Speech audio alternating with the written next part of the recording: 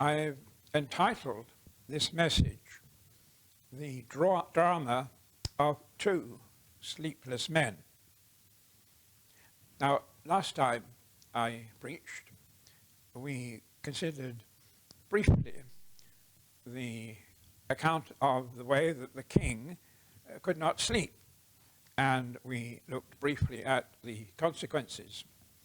But now we're going to look into that event in much greater detail, because when we look at the detail, we shall discover many more examples of the sovereignty of God at work, behind the scenes, if you like. Perhaps those involved are unaware of that. Even Esther and Mordecai are not necessarily aware that God is working behind the scenes to bring things about that favor his glory, fulfill his purpose, and provide redemption and salvation for the Jews threatened by such a dire consequence as Haman had planned. I suggest you have your Bibles open to chapter 6 of Esther, because I will refer to verses without actually quoting them at times. And we have three headings. First of all, the king's problem, that he could not sleep. Secondly, the king's perception, the things the king realized about Haman that he had not previously thought. And finally, Mordecai prevails. The problem, the perception, and the fact that Mordecai prevails. Well, look, first of all then, at the king's problem. Problem, superficially, was that he could not sleep. And I want to make it clear that that must mean he could not go to sleep.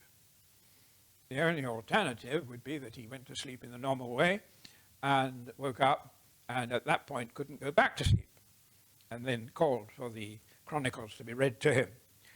But you see, that wouldn't really work, because if he went to sleep in the first instance, then it wouldn't be true to say that he could not sleep. So I'm saying that we have to understand this word, this term, go to sleep, as meaning the meaning of the verse. And I'm going to put an arbitrary time on the time when the king called for the Chronicles to be read to him. Now, I can justify that quite closely, actually, but I don't have time to do that. But basically, the king would have gone to bed at the normal time, but he didn't go to sleep. And no doubt, he tried to get to sleep for some time before he gave up and called in some assistance. Called in one of his scribes to read to him from the Chronicles, the book of the Chronicles. Now, this book of the Chronicles was a written record of eventful things that had taken place within the entire empire. It was a record of things that were so notable or so significant, politically or socially or whatever reason, that it was worth preserving them for all time. And we don't know exactly how long this book had been kept, but we do know that the passage that we're dealing with here, that is the way Mordecai the Jew saved the king's life by uncovering a plot to murder him, we know that that must have happened at least 2 years before the events we're looking at now.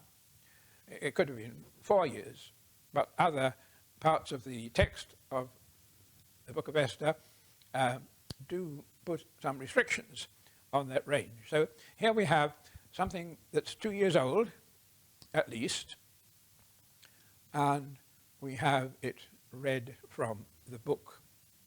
The book of the Chronicles, as I said earlier on, was a permanent record of events of interest and concern and significance throughout the whole empire. And it would have been published on a regular basis. It might have been published daily, or perhaps once a week. I can't imagine that it would be left any longer than that, because in this vast empire, there must have been things of significance happening all the time. So we know that there was this going to sleep, not going to sleep, and there was a time when the king eventually gave up trying to sleep and called in help, the help of a scribe, no doubt, to read from the Chronicles.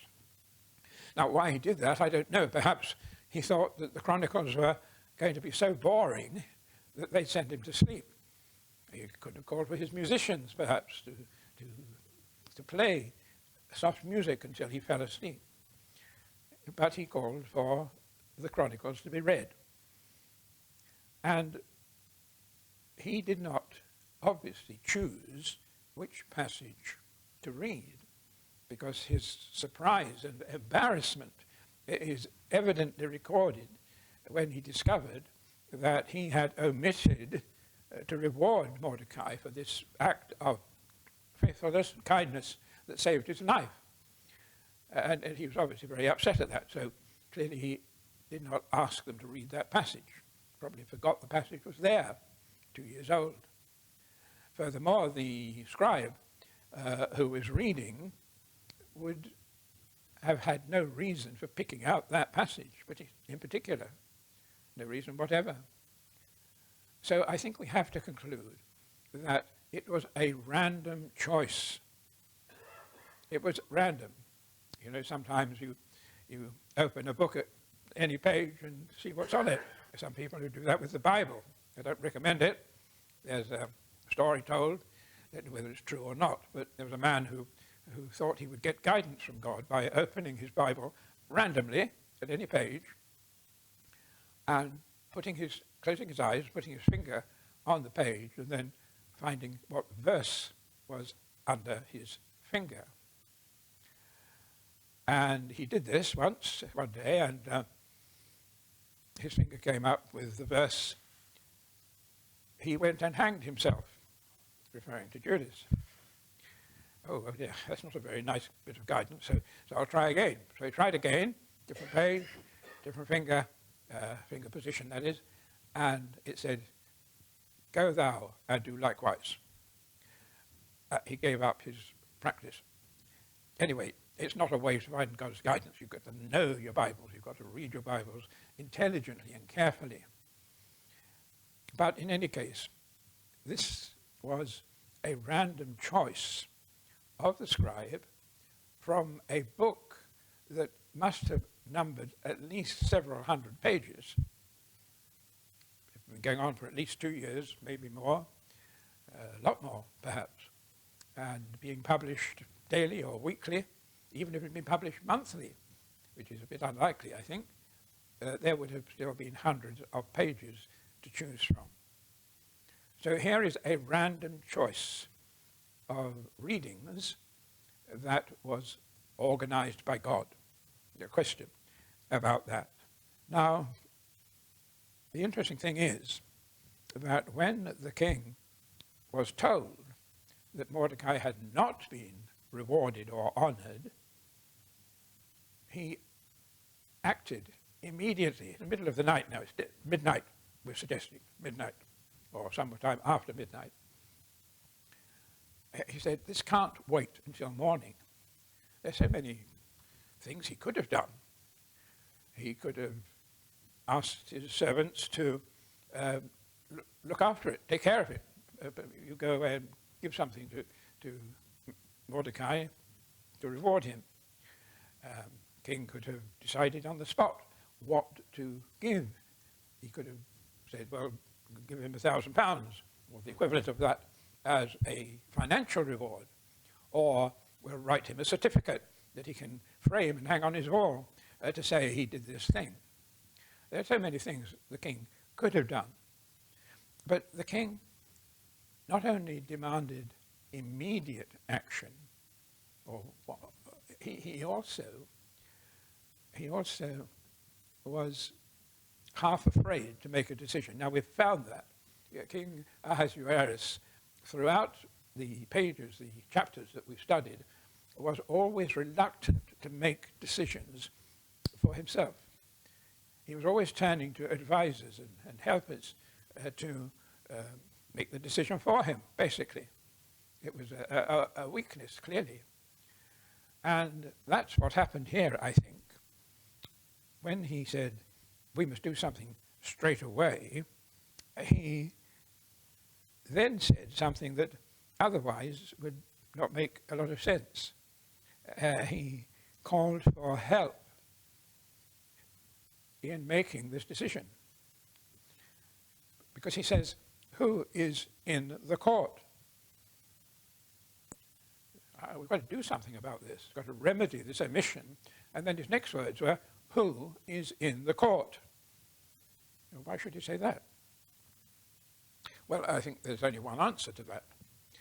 The courtyard was a place where petitioners from all over the empire came to seek an audience with the king. Now, very few of them actually made it into the king's presence, but there must have been in the courtyard a number of senior civil servants, if you like, senior people, reliable people who would vet the case and the plea of those who came into the courtyard and decide whether they were worthy of being allowed to go in and see the king in person. I think the vast majority of the petitions and pleas and needs brought from all over the empire into that courtyard were dealt with satisfactorily by these senior civil servants and never needed to be forwarded to the king. Who is in the courtyard? He doesn't say, is anyone in the courtyard? He knew there were people in the courtyard who could help him make this decision. And he was thinking, he could only have been thinking of these senior civil servants who were obviously running a 24-hour service.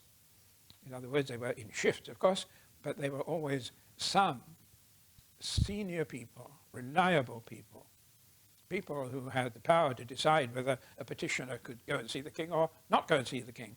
These people were there. I don't know how many of them, but certainly a small team would be on duty at any time of the day and night. So the king knew there were people in the courtyard who could help him with his decision as to what to do. And it was a complete surprise to the king to hear that Haman was there. Because Haman was the prime minister. He didn't need to be in the courtyard. He ought to have been in bed, preparing himself for a busy day on the following day. There was absolutely no need for Haman to be there. He must have had a daily appointment with the king to discuss matters of state. So he almost certainly had an appointment fixed to see the king later in the day. So why had he crept into the courtyard without the king's knowledge? And the king wondered why he was there. Well, now, let's switch for a moment. Let's turn the searchlight from the king, who could not sleep, to Haman himself. Now, the day leading up to these events, this evening, this night when the king couldn't sleep, the day leading up to that had been a very busy day for Haman. It had started with the first feast that Esther had held, with Haman and the king as her only guests. Now, as we saw last time I spoke, Esther's reason for holding this feast was to find out more about the king, more about Haman, trying to find out what they thought in private and what they said in private when they were not in an official situation. And she was listening, she was watching. She particularly wanted to know what the chemistry was between the king and Haman, how they got on together, because that would direct to some degree what she did in seeking the king's help in dealing with Haman. Haman, of course, thought that this feast was almost in his honor because he and the king were the only guests. And so he was very proud about that. And that pre-feast must have happened about midday. That must have been a lunch feast, about midday, shall we say, because it takes quite a time to prepare a feast, even for 3 people. The invitation had to go out to Haman and so on. So they had to know. They were there probably at lunchtime. And then being a feast, it would have gone on for some time. And then immediately he left the feast. He went back home and he called his family, his friends, and his advisors, it's quite a crowd of people, called to come to his house to hear him speak. And that would have taken time. They didn't have mobile phones in those days. And so messengers would have to go out to each and every one of those invited to Haman's house to hear Haman. And of course what Haman wanted to do was to boast about his attainments. And that he did. He must have spent some time. We've got to read back to the previous chapter to find out what it was he said. But that's in chapter 5 and verses 9 to 14. He had to call these people together because he was so pleased with himself that he regaled them and told them of his riches, of his wealth, of his preferment in government, of his powers, and everything he has done that he considered was a good thing. And he was there simply to boast of his own fame. And to cap it all, he said, I was the only one invited, beside the king, to Queen Esther's feast. That was obviously a big feather in my cap. And so he must have spent considerable time telling all these gathered people how wonderful he was. And then he added one thing. He said, well, there's one thing that really upsets me, that Mordecai, the Jew, who sits in the king's gate, will not pay me honor, will not bow the knee to me as I pass by. Everybody had been commanded to do that by the king, that Haman should be honored in a way that normally only the king himself would be honored. And Mordecai refused to do that. He said, I can pay honor only to God. I can bow the knee only to God, not to man, any man, whoever that person is. And this really upset Haman. And in spite of being so proud of himself, he was very sad about this. And so his wife and his friends and advisors, all of them, got together at that meeting, the end of that meeting, and said, well, you can get rid of Mordecai any time you like. In the morning, so it must have been quite late at night, you see, after office hours for the king, he said, in the morning, go to the king and ask him to execute Mordecai on the grounds of insubordination. He won't bow to me. And so confident were they that this would happen, the king would do exactly what Haman wanted him to do, they built a gallows 50 cubits high, cubits possibly about 18 inches. And they built it in their own garden, and that must have taken time. They would have got workmen in to do it and prepare it for hanging Mordecai the next morning. And at that time, obviously, it was late at night, and that is why his wife said, in the morning, you can't go to the king tonight. The king may be in bed already. You know, we don't know. But in the morning, he'll do what you want him to do. Well, of course, that obviously made life very difficult for Haman, because he was afraid that the king, who had given permission for the massacre of the Jews, he was afraid the king might change his mind. And Ahasuerus was known to be able very quickly to have second thoughts about things that he had agreed to. And so Haman, instead of going to bed at that time, instead of doing what his wife said, wait till the morning, he set off instead for the palace. And you see now the coincidence of times.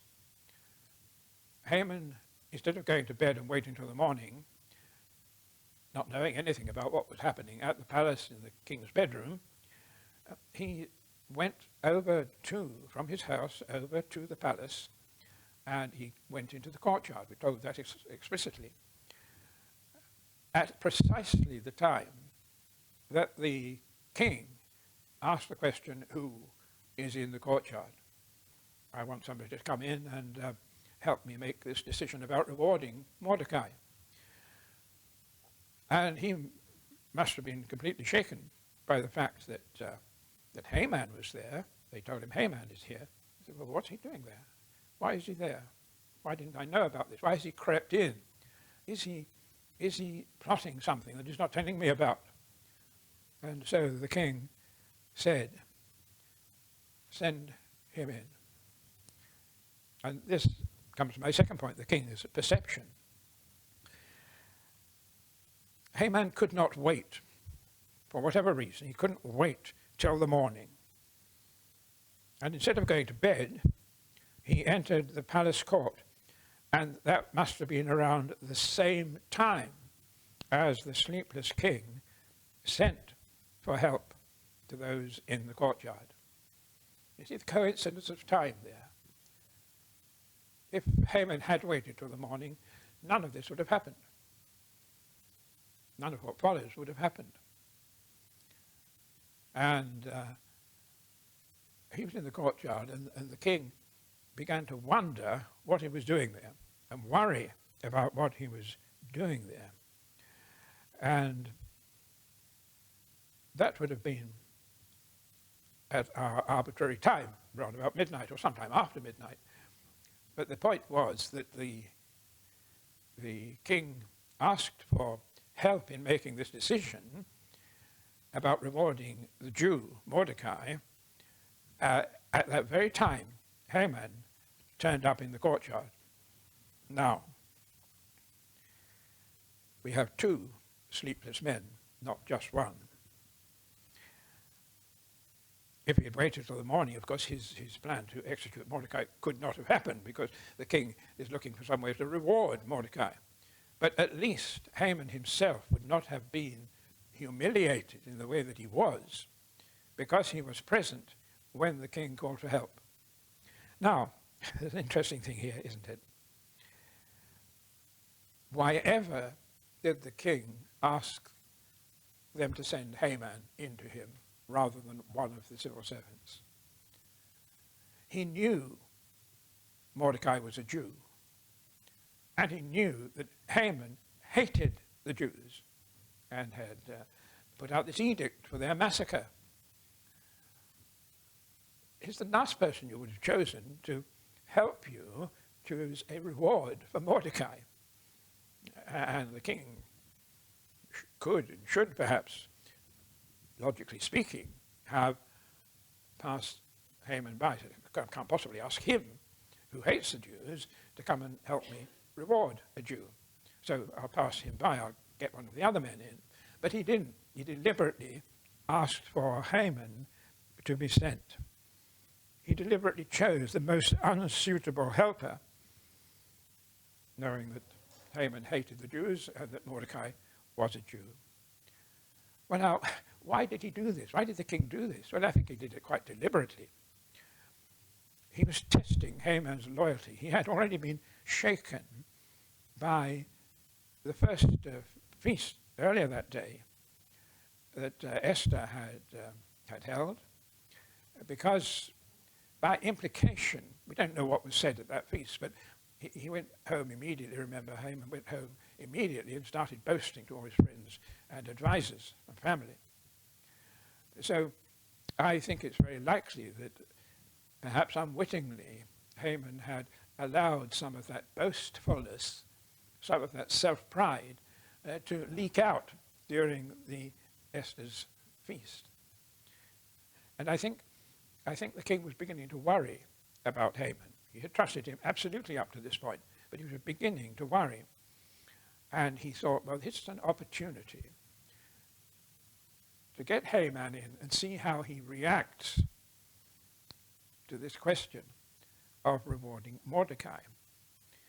But then you see, looking at Haman's pride here, the king, when he had his visitor come in to help him, he didn't identify the man in whom the king delights. Now, if one of the civil servants had come in, the king would have said, look, how can we reward this man Mordecai? He wouldn't have had to conceal from them the identity of the person he's talking about and he wants to reward. Why did he use this strange circumlocution, that is, talking round the subject? And he asks, what shall be done for the man whom the king delights to honor? He must have done it to avoid identifying Mordecai, because he wants to see how Haman is going to respond. Now, what kind of response would you have expected? The king makes this rather strange and lengthy description to avoid identifying the person. What would he have expected from a completely impartial helper? Well, the impartial helper would, I think, before making any suggestions of what the reward should be, that person would ask some questions of the king. He said, well, I would love to help you make the decision, but you need to tell me something about the person you're going to reward, in case I make a silly suggestion. For example, I might recommend some feminine perfume, thinking that the person, I said man, but person, thinking the person might be a woman. Or he might have given some trivial reward, or suggested some trivial reward for some high-ranking general, or a financial reward for some extremely rich person. You see, if the helper who came in to help the king make the decision didn't know what kind of person was to be rewarded, they could very easily make a silly suggestion and earn the king's laughter, if you like, mockery, or even worse, earn the king's displeasure at making such an unsuitable suggestion. So any normal person would say, well, yes, what sort of person are we talking about? What kind of person are we going to reward? Well, he puts the question to Haman. But instead of making that sensible reply, asking what kind of person, Haman immediately assumes that he must be the person, that he is the only possible person that the king would be delighting in. And so on that assumption, based upon his arrogant pride, he presents this amazing, bizarre suggestion. And Haman answered the king, for the man whom the king delights to honor, let a royal robe be brought, which the king has worn, and a horse on which the king has ridden, which has a royal crest placed on its head. Then let this robe and horse be delivered to the hand of one of the king's most noble princes, that he may array the man whom the king delights to honor, then parade him on horseback through the city square, and proclaim before him, thus shall it be done to the man whom the king delights to honor. He'd fallen into the king's trap. And the king replies.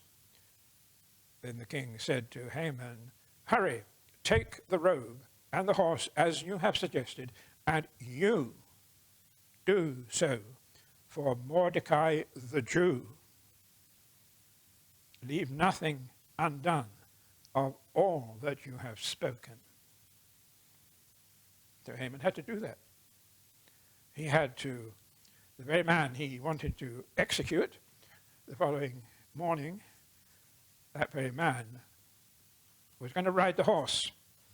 And the horse was not going to be led by some equerry, some stable boy. It was going to be led by one of the choicest, highest ranking people in the land, one of the king's princes. And of course Haman was one of those princes. And so the king twisted the knife in the wound, if you like, by saying, yes, you can lead the horse. You must lead the horse. You're a prince. You said a prince should lead the horse, then you should lead it. And without any question, of course, the person who rides the horse is a superior person to the one who leads it. And he had to do that. He had to proclaim that his bitterest enemy was the man in whom the king delights to honor. And he had to do that publicly. He had to parade through the city square. This is the town, not just the palace, the city of Shushan. He had to go there and parade through the streets, shouting out, "This is the man that the king delights to honor. Give him honor, give him praise." And of course, Haman was bitterly humiliated. The king could have chosen some other prince, couldn't he? He could have spared Haman the humiliation, but he didn't. He didn't want to do that. He wanted to humiliate Haman, teach him a lesson, if you like, to give him notice, if you like, that he is not the king. But worse than that, I think the king saw in Haman's proposal not only a way of honoring Haman, but a hint of Haman's desire one day to be king, to take over control from the king, to depose the king and take his place. And I think the king was not only angry, but frightened. And so it happened that the king maximizes Haman's disgrace over this incident. And we're going to continue from there next time. But I hope you can see the string of consequences that flowed from God's organizing this meeting, this midnight meeting between the king and Haman, and caused Haman to boast in the way that he did and to reveal his inner thoughts of seeking to be preferred above the king. Well, we shall see what follows from that next time.